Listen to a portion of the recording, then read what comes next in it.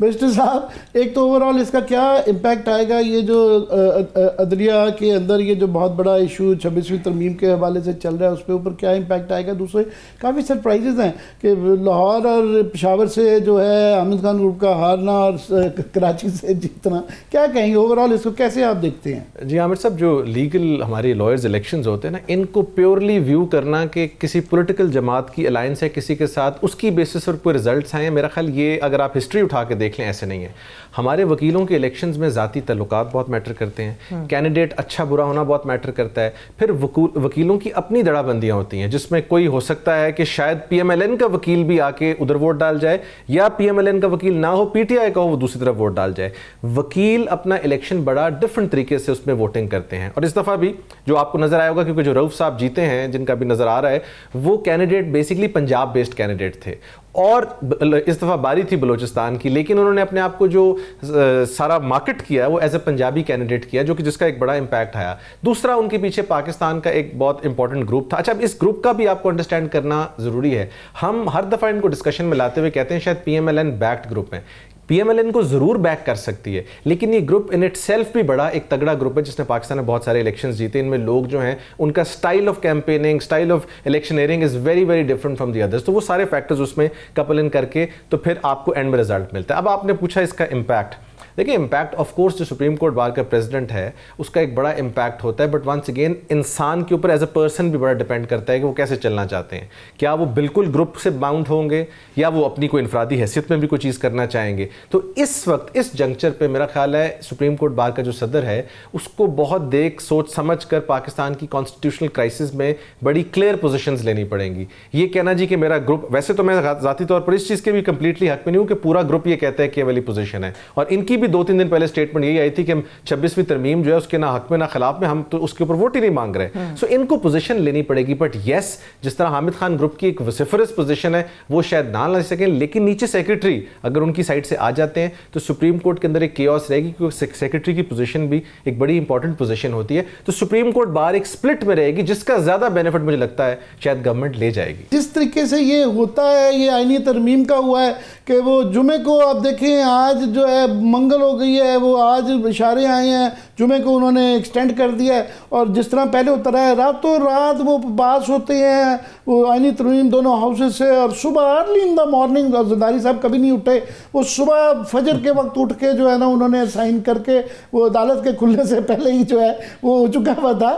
مگر buck stops at the chief justice in the end, کہ کیونکہ جوڈیشل کمیشن کے ہیڈ بھی وہی ہیں تو انہوں پہ منحصر ہوگا کہ وہ کب یہ اس کو لگاتے ہیں اور اس کا تناظر دیکھتے ہیں. ایسا ہی ہوگا. دیکھیں سر, کوئی بھی جو چیف جسٹس پاکستان میں آتے ہیں نا جی, وہ اپنی ایک لیگیسی چھوڑ کے جاتے ہیں, اور اس چیز کا they are very cognizant of that. اور اگر آپ پاکستان کے پچھلے 5-6 چیف جسٹس چھوڑیں تو ہر ایک کی اپنی اپنی لیگیسی, اور اس کے اوپر ہم کامنٹ کر سکتے ہیں. اور بالکل جو ایکس چیف جسٹس ہیں ان کی تو لیگیسی آپ سب کے سامنے ہے, ہم ان کی لیگیسی کے علاوہ کوئی بات ہی نہیں کی ہم نے 1 سال. اس وقت جو چیف جسٹس صاحب ہیں جن کی اپیرنٹلی بیکاز جو ان کا ایک شہرت ہے, جو ان کی ایک پاکستان کے اندر ہی is talk of the town, I think he is probably one of the most vibrant chief justices that we've head.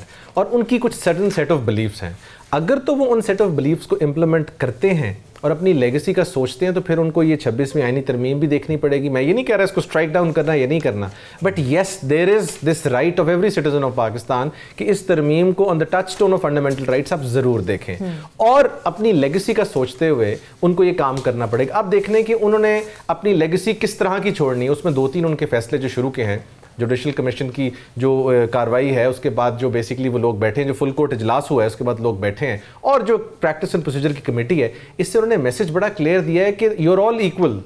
As far as I am concerned, I am just the first among equals. اور وہ first among equals والی position پر رہیں گے تو ٹھیک ہے, ورنہ آپ کے سامنے ہے جی قاضی فائز عیسیٰ صاحب جو ایک زمانے میں ان کی بڑی اچھی شہرت تھی, لیکن جب وہ چیف جسٹس بنے ہیں تو آپ کے سامنے کہ ہم ان کو کس طرح کے الفاظ میں یاد کرتے ہیں. دوسرا, پاکستان کو اس وقت رول آف لاء کی جو اگر ضرورت ہے تو آئی تھنک اس سے زیادہ ضرورت پاکستان کو ہے نہیں اس سے پہلے کبھی. So the chief justice of this country has to make a decision political decision मैं उसको नहीं कहूंगा, पॉलिसी डिसीजन कहूंगा as the first among equals, as the administrative जज, कि इन चीज़ों का क्या करना है। अगर इन चीज़ों को पॉलिटिकल साइड पर छोड़ना है तो फिर 27वीं भी आएगी, 28वीं भी आएगी और इससे ज़्यादा स्पीड पे आएगी, हो सकता है एक दिन में 2-2 आए।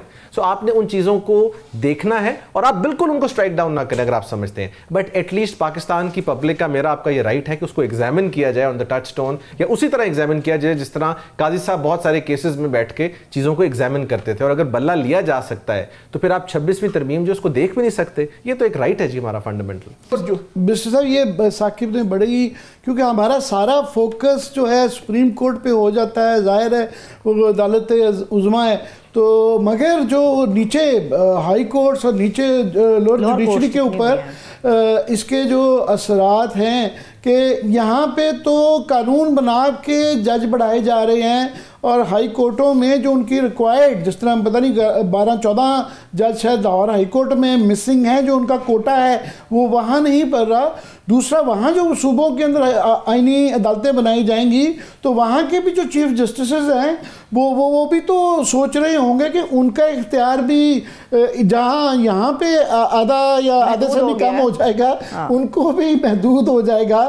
फिर मेरी ये अपनी ज़ाती इतला थी, ये मैंने कल भी शेयर की, कि वो जज डर रहे हैं कि कोई भी काफ़ी अपने आप को ना भी करेंगे कि खुदा ना खास्ता हमारा नाम आईनी अदालत में ना दे दिया जाए कि ये 2-1 साल पता नहीं इसका बनना है नहीं बनना, मगर हमारे ऊपर ये गाली बन जाएगी, पीछे जज से भी ज़्यादा बुरा ठप्पा लग जाएगा कि हम एजेंट हैं, एजेंडे के साथ हैं। क्या कहेंगे? आप ठीक कह रहे हैं सर। मैं बेसिकली वही अपनी पिछली वाली बात को दोबारा एक ब्रॉडर कॉन्टेक्स्ट रिपीट करूंगा कि जो जज आप जब बनते हैं एक बहुत बड़ा मनसब है, एक ज़माने में तो इसकी एक बड़ी आप सिग्निफिकेंस थी। सो आज के जजेस को भी अक्रॉस द बोर्ड रियलाइज़ करना है कि how do they expand there jurisdiction, या एग्जिस्टिंग जुरिस्डिक्शन को वो किस तरह इम्प्लीमेंट करें। अब जितनी हॉप, जैसे कहते हैं ये हिप हॉप टाइप सिचुएशन बन चुकी है मैं समझता हूँ, और सारी एक क्लैरिटी है ही नहीं। आज भी हम हाई कोर्ट में खड़े हुए थे तो हमें बड़ी प्रॉब्लम हो रही थी कि आर्टिकल 199 को हमने कैसे इंटरप्रेट करना है, जज सब किस हद तक जा सकते हैं, किस हद तक नहीं जा सकते। बड़ा इल ड्राफ्टेड किस्म की हमारी कॉन्स्टिट्यूशनल अमेंडमेंट है जिसमें ये समझ ही नहीं आ रही कि हमने चीज़ों को कैसे करना है। But this is the time that they have to stand by the constitution of Pakistan, जो कॉन्स्टिट्यूशन ऑफ पाकिस्तान की अपनी टेनर है। और जहां तक बात है फैसले की इंप्लीमेंट होने की, आर्टिकल 189 भी तो इसी कॉन्स्टिट्यूशन का हिस्सा है ना जी। इट सेज कि as much as it decides a question of law the judgement shall be binding on all the courts, और हर एक पर वो बाइंडिंग है। एक जमाने में तो ये बताया जाता था, कोई सोच भी नहीं सकता था जजमेंट को वायलेट और फ्लाउट करने का।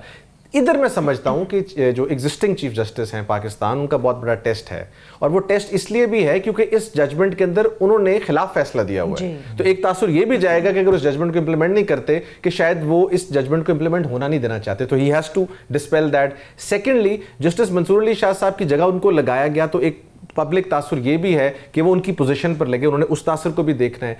तीसरी बात जो सबसे इंपॉर्टेंट बात है, ये सारी बातें मटेरियल है कि पाकिस्तान का आइन क्या कहता है। पाकिस्तान का आइन आर्टिकल 189 बड़ा क्लियर है कि इस जजमेंट ने इंप्लीमेंट होना है। अगर आपने इस जजमेंट को इंप्लीमेंट नहीं करना तो साकिब भाई की बात 100% दुरुस्त है। कल को फिर सिविल कोर्ट ऑलरेडी आजकल कोई नहीं मानता, जो थोड़ी बहुत है वो भी बात खत्म हो जाएगी, फिर हम जजमेंट लेके फिरा करेंगे, बंदा ढूंढा करेंगे, सर जरा काइंडली इंप्लीमेंट करा दें। लेकिन बैरिस्टर साहब, अभी सिचुएशन और भी तो टफ है ना। आपने आर्टिकल 189 का हवाला दिया है। 2 दिन पहले हमारे स्पीकर नेशनल असेंबली हैं, वो ये बात अलल ऐलान करते हैं कि हम सुप्रीम कोर्ट की ये मखसूस नशिस्तों वाले फैसले पे बिल्कुल अमल दरामद नहीं करेंगे। तो सिचुएशन तो और भी टफ हो गई यहाँ पे। देखिए जी, स्पीकर साहब बुनियादी तौर पर वैसे तो बड़े डिसेंट आदमी है, पर मैं समझ नहीं पा रहा कि वो क्यों ये बात कर रहे हैं। अगर कोई और आदमी बात करे ना, मुझे समझ आए। अयाज सादिक साहब जो कि one of the most decent parliamentarians, वो ये बात कह रहे हैं ये आपका माफ कीजिएगा एचएसएन का बायस आ रहा है, ये कोई पहला फैसला नहीं है इस तरह का। पाकिस्तान ये क्लास फेलोज को प्रोटेक्ट करना छोड़ दे, ये उन्होंने इस तरह के मुतवातर तीसरा टेन्योर बयान इस तरह के बेताजा दिए। मैं आपकी इजाजत थोड़ा सा एक चीज ऐड कर दूं, अब पाकिस्तान की सियासत, जुडिशरी, हर चीज एचएसएन के हाथ आ गई, तो हमें कुछ तो करने देना सर। एक दूसरे को सॉर्ट आउट कर लें तो ठीक है।